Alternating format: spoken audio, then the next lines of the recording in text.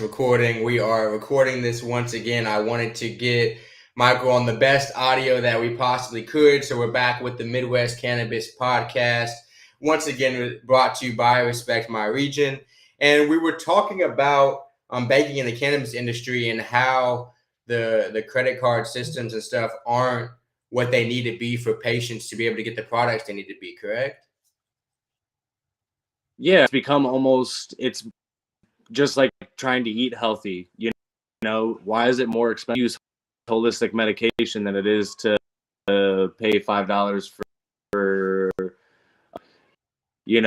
for medicine that we should have access to? We should be able to control. We should be able to choose to take whatever we want. Freedom.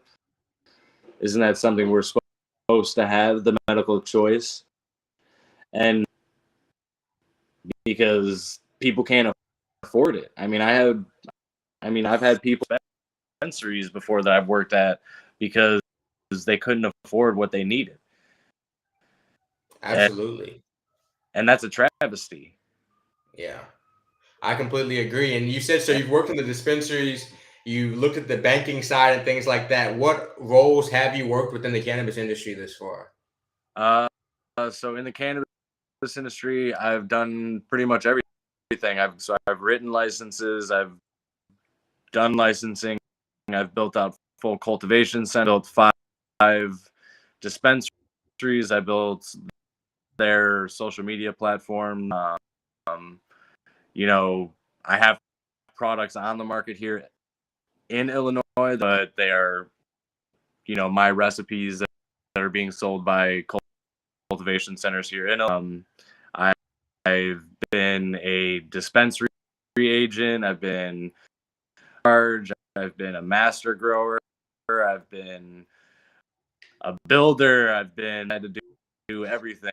So, because like when cultivation centers get new to their cultivation centers, like a soil mixer, that's a $200,000. They don't want to wait for the state to approve a contractor to come in and I built it. You know what I mean? Yeah. It's like you had to figure out. And the thing is the people that were funding it are hedge fund people. Idea what is even going on, and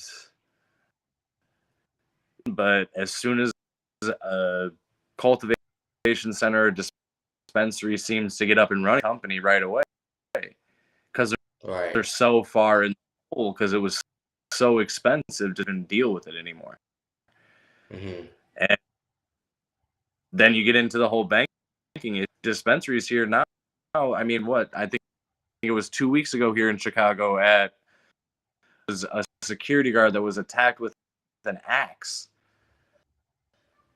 because dispensaries are holding on to large sums of money because they don't have banks to deposit.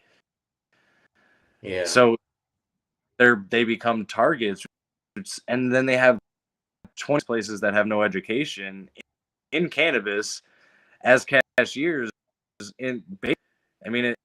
They have 2 different secure vaults, one for the money and one for the weed. And you got 21-year-olds that are in control of this. It's like, right. What? Yeah, no, that's too much responsibility to be getting paid what they're getting paid to be managing all that stuff. They're like, there's nobody in a doctor's office desk, or if they're in the back drawing blood, or if they're the doctor themselves that is $60,000 salary with full benefits. You know what I mean? Cannabis is healthcare. Why is it not treated the same way? Yeah, and the thing is I've been on both sides. I've seen the profit margins, and they can afford to. So it's like, it's the people that got into the industry at this point. They got in it because they saw green. And when I first got into the industry, it was all about education. So everybody was trying to learn. Yeah. Within 2 years of being in the recreational, it all started to shift. How can we increase? We get multi sales. We were getting bonuses for selling more. This isn't a product game here. We're supposed to be patient consultants. Like if you want a bud tender, go to a bar and to me, you're going to a bar and you're picking a drink out yourself. Nobody's really recommending anything. Right. It's down with you, and they're like, okay, tell me your symptoms. What are you going through? What is this? There should be no patient that goes in there that's in there for less than a half an hour if it's their first time. Like when you go to a doctor's office, you don't go there for the first time and they got you out in 5 minutes. Right. Right. Oh, that's not how it works. And it's like now being outside the industry, so I've been outside of cannabis, legal cannabis since fortunately legal. So I left in April of 2020. Okay. And basically I went back into banking for a little bit. I got out of banking and now mental health and trauma healing through holistic medication. So cannabis side of just like, you know, traditional medicine, talk therapy, stuff like that. Being outside of it for 2 years, I'll go into a dispensary every once in a while because I want to gauge what knowledge there is. So I'll go in there. I won't look at them and say, this is what I'm trying to get. In effects, can you recommend something? I can look at them and find it myself, but I just want to know what other people are getting in information. And it's scary. Like, cannabis recommendations is dead. It shouldn't even be a factor at this point. There's 400 other cannabinoids that need to be recognized. Right. You know, the terpenes that need to be recognized. People need to understand that it's not just cannabis and you're going to be healthy forever. You have to change. It's a lifestyle. You have to live healthier. You have to think healthier. Like it's not. And I think as it becomes more affordable, especially out here, I think people will also be able to make better decisions. Because even for me, when I go to a dispensary, which is honestly pretty rare out here, but when I would go to if I were to go to a dispensary, I would be personally limited on what I was trying to spend. Like if I wasn't trying to spend 95 for an eighth, then I would have to be forced to perhaps buy lower quality bud or whatever I can even get my hands on just because it's what I can afford. So I feel like people can't make as good of decisions about the bud they're buying when they can't even afford most of the options that are up there. And that's not really because people have no money. It's really just because they're unfairly priced and you can find equally good bud if you're just looking for a decent price on the streets as well.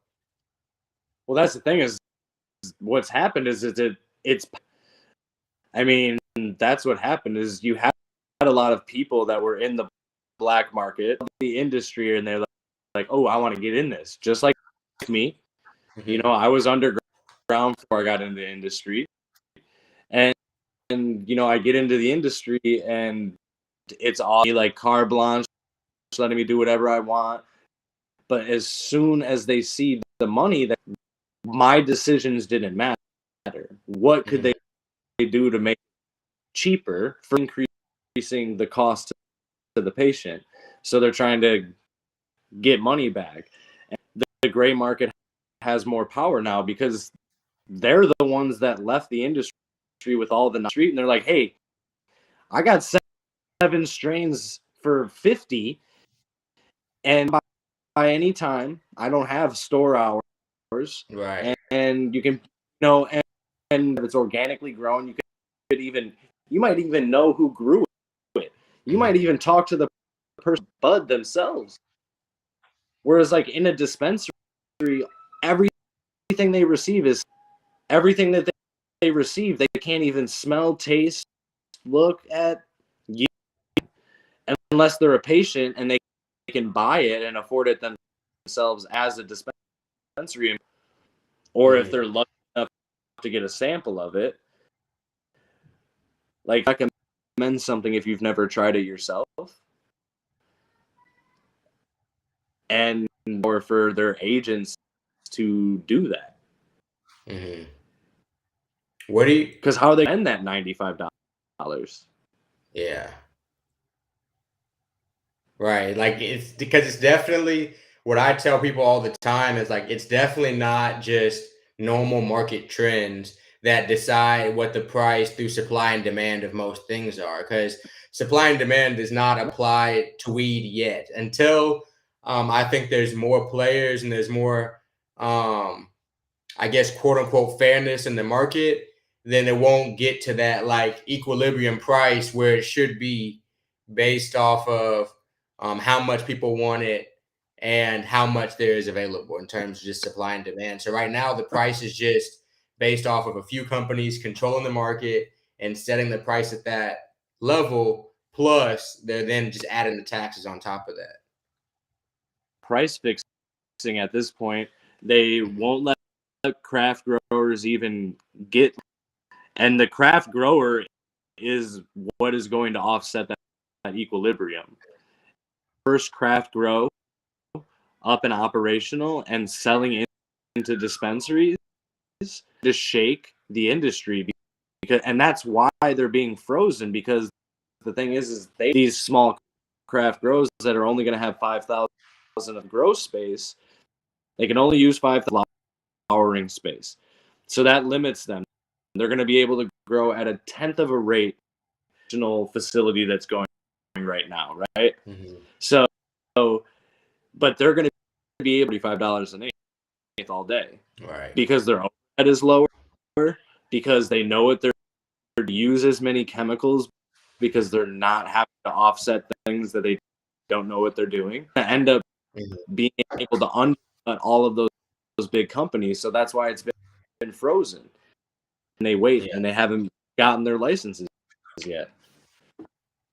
And why people have turned back to the gray market here in Illinois. And yeah, absolutely. And it will continue to go that way. I mean, because that's the thing, is like even the dispensary here in Illinois is in the gray market, because they're not even buying it from the dispensary because they can't afford it. $15 an hour.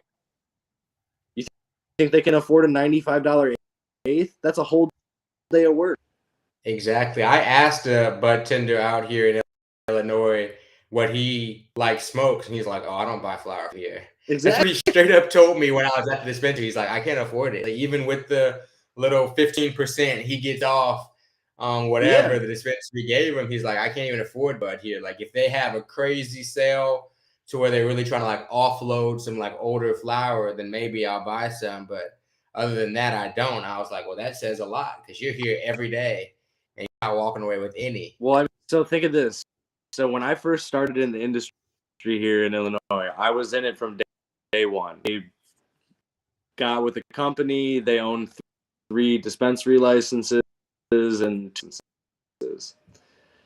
And when I started to open and be operational, first of all, and then not only that, the number of products that went on market the day that it happened, because center sent every single one of my patient consultants a sample of it. 13 products. Okay. They samples to. And for the first year and a half, every cultivation center, before they release something, would send samples. They could give an actual answer to patients. It stopped. They don't even do that anymore. Okay. So you have to, like Lister, you get 15% off, but you're forced to wear their clothes, so you have a paycheck in order to figure out what you're doing. Right. in Chicago or live near Chicago, and their rent is $3,000 a month, and it's one bedroom people, and it's like that's not how we're supposed to live. That sounds really. That's terrible. I just don't get what the plan is when they think that the current market can work, because we've never witnessed any market in any other sector that's able to operate with the restrictions, with the price gouging, and with the variable in quality that we really see in the current cannabis market out here. But where do you see the Chicago, and I guess Illinois as a whole, but mostly Chicago market moving to in the next couple years? Do you see it getting better? Do you see it kind of stagnating, or what are you thinking? It really all depends on who the craft grows hit the ground running, because all of the other cultivation centers, you know, you had their Cresco, Revolution's the only one that's still owned by. All of those have been sold to out of state companies that aren't even in Illinois. Right. You know, they don't care about Illinois' market, but they care about it in the sense of their turn. So do I think it's going to go in a good direction? Yes. Eventually it will. That in order for it to happen, we have to have real growers, real patient consultants, real advocates for the plants of this industry, really, right? This is built on the backs of people that are not in the industry at all. And, you know, you have people sitting in still, like, I don't see it really turning around for another year. The craft grows just got all of their licensing. It's going to take them a year before they have their market. It's going to take them months to grow. It's going to take them, you know, another doing that. They also have to do their build outs. They have to do all their other stuff. So there's a lot of footing for the next year. So for the next year, you're going to see prices still going up. See products that are of no medicinal use. Like today, and I saw fire whiskey gummies. And I was repeat that one more time. I walked into a dispensary the other day here in Illinois. They have gummies for sale. Okay. Like, tell me the medicinal. Yeah, I have no idea. Like, you know, it's kitschy stuff. You know, you got Mike Tyson out here now. You got cookies out here now. People look at a bag and a logo, and it's like they need to stop thinking of the market. People are really good at marketing in this industry. And like, how many people, and Berner himself as an example, because he's the biggest marketer, ploy, you know, manipulate the marketing area in the cannabis industry. He literally went to court the Girl Scout cookies. Okay. So that he could own this. That is a trademarked word. Nobody else can write cookies in blue. He owns it. Wow. Yeah, and the fact that cookies flour and products are different everywhere you go also. I don't think people realize that, like, the cookies in California can't legally be shipped like everywhere where there's a cookie store. So you're getting local white label flour essentially wherever you're at. And that's just what you need to know, I feel like, when you find these different brands in different states. So I'm going to tell you a little secret, okay? Okay. People here in Illinois and across the country, a day of the year that the states of all their cameras off, and they do get cuts from California. Oh, I know they get them. So, but the thing is they're not grown under the same sun. They're not grown by the same. They're just not the same. Mm-hmm. And that's really what my point was. Like, it could be really from anywhere. Technically, it could be. It doesn't, and you could get some from the official cookies in California, but you could also get some grown in a lot of other places also. Yeah, it could have came from Michigan cut, a secondary cut. The drift could be so hard at that point, the genetic point, that it could be a completely different strain. Yeah. I mean, Cookies tried to release it, but it got pulled back because there were so many seeds in it. And it was because the cultivation center 2 months before 420, and they wanted to have their release done. Right. So, but then they were so embarrassed by their flower, they put it owned by the same company called Ozone, because they didn't want to put it in the Cookie Blue standard of cookies. Right. So it's just like, and the reason why the government's so slow on changing the banking and all of the laws and rules about cannabis is because you're right. It's different every single. Every grower is going to grow different. I don't care if you have a clone, if you have a seed, no matter what state you go to, it's going to be grown in different soil with different water, with different tended to different. So that's why it's so slow to know how to monetize it correctly. Because how do they stop something that's different? Right. It's, you can't trademark. I mean, I'm sure that they can, and I'm sure that they're working on it. But GMO seeds they're going to be coming out. Eventually, when it goes federally illegal, you're going to be able to buy Monsanto. Like, you're going to be able to get seeds from, like, you're going to be able to get seeds, like, and there's going to be seeds all over the place. Like, they're not going to be as rare and as like harder to come by as they are now in like a lot of different areas. I mean, I remember paying hundreds of dollars for 10 seeds. Never will be around again. And I mean, I have a run of a couple different of my crosses, and I have to say with it, but Chem Dog is what I'm trying to bring back. So okay, that's my male strain that I'm trying to cross into like newer strain. Gotcha. A Skittles cross. Go ahead. Sorry. A Skittles Chem Dog cross. I have a Fire OG Chem Dog cross. Northern Lights and Chem Dog cross right now.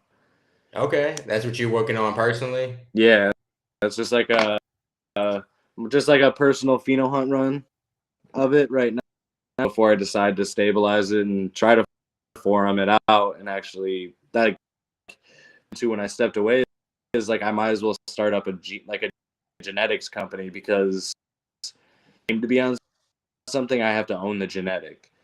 So and I have to do it outside of a facility. They own it. So it's like, for me, I'm in a place where, I'm trying to build my own thing outside. Watch the industry that I helped build crumble in some ways. And I mean that in a joke, it's not crumbling. It's not going to go anywhere. It's just, I cared. What our hopes were for the industry crumble, at least in the short term. What we thought could potentially be coming of a great cannabis industry that was kind of promised to us, those ideas around the country, I would definitely say, are crumbling already at this point. I mean, that was the promise, is that these dispensary centers, it was gonna bring down the arrest amounts for cannabis. It was gonna help disenfranchise. They were gonna empower the individuals demonized for this plant for 100+ years. the opposite. All of it went completely business. I know it was a business, I get it, but like when you're in a grow, you don't work, like with fingernails, I usually don't trust you.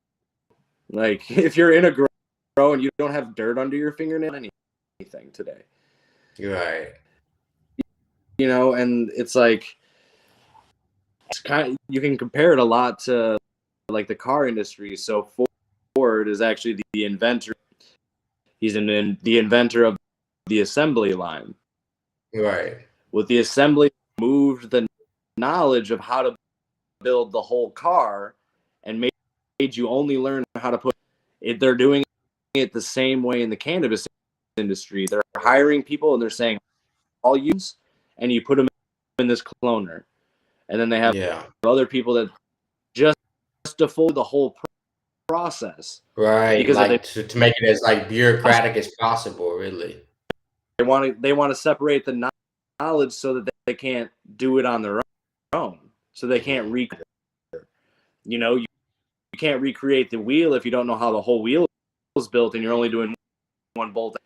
But before that, we all knew how to build the wheel.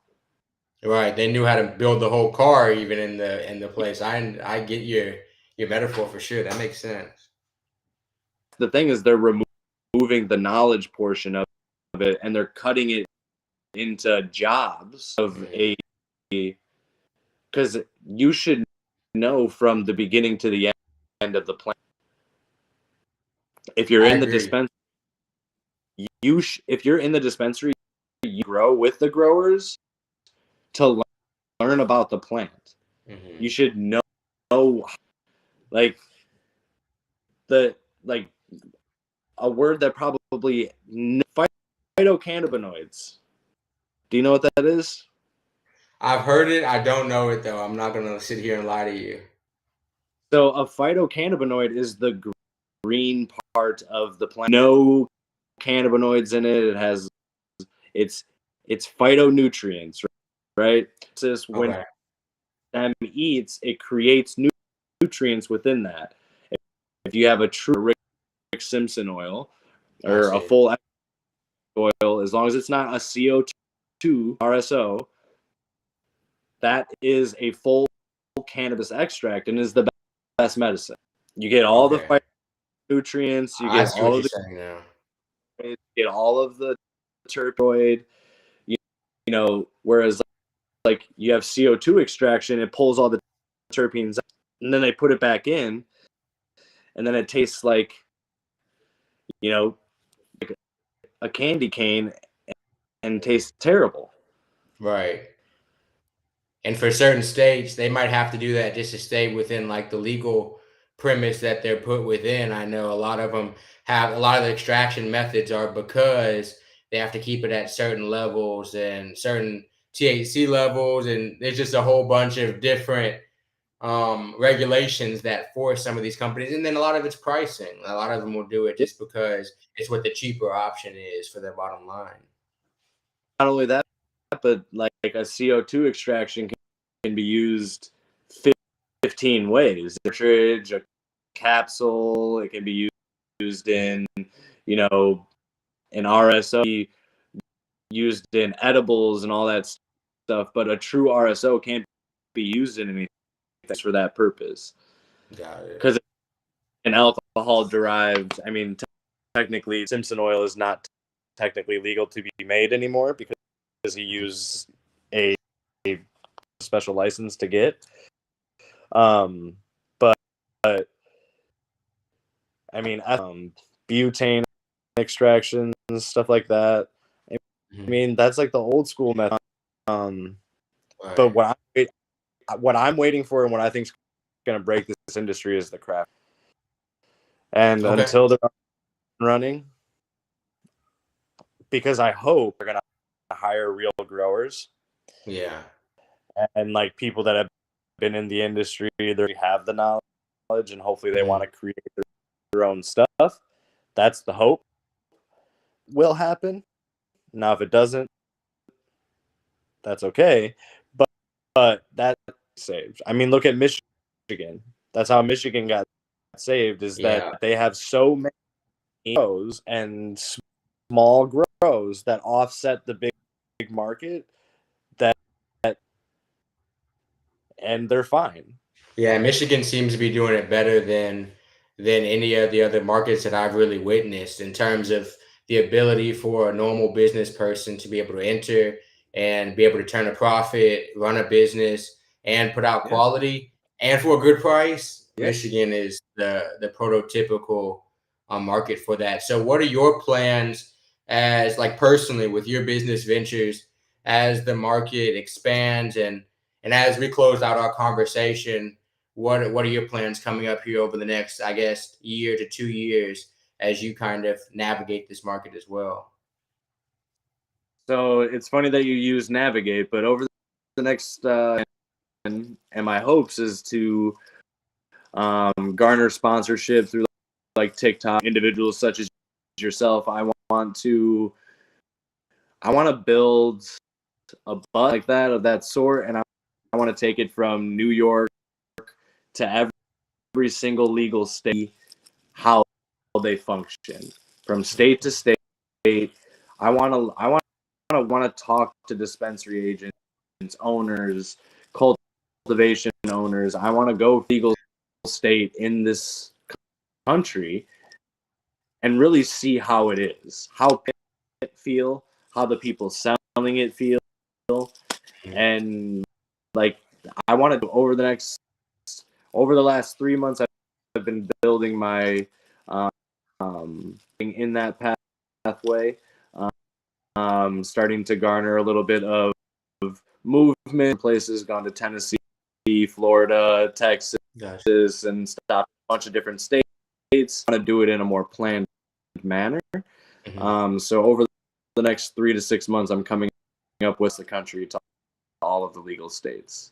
Oh, nice. I've only been to a few myself. I shot an episode actually kind of chronicling the beginning of the Oklahoma market when I was living in Texas. I went out to Oklahoma, went to a concert and cannabis event out there. So I'm definitely interested in the same way that you're talking about, of seeing how it is in these different pockets of the country. And I got to go to New York a few months ago, and their current market's pretty crazy, and how it's like legalized but not controlled at all.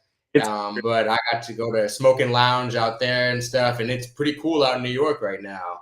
And so, but it's interesting to see how things are developing, because it's only going to be really legalized and introduced one time. And we're living in that era, if you will, right now. Yeah. And I've been waiting for it for 20 years. I want to see it all, you know? I hear you. I've had to hide in the shadow. I'm ready to go and like meet my community of people.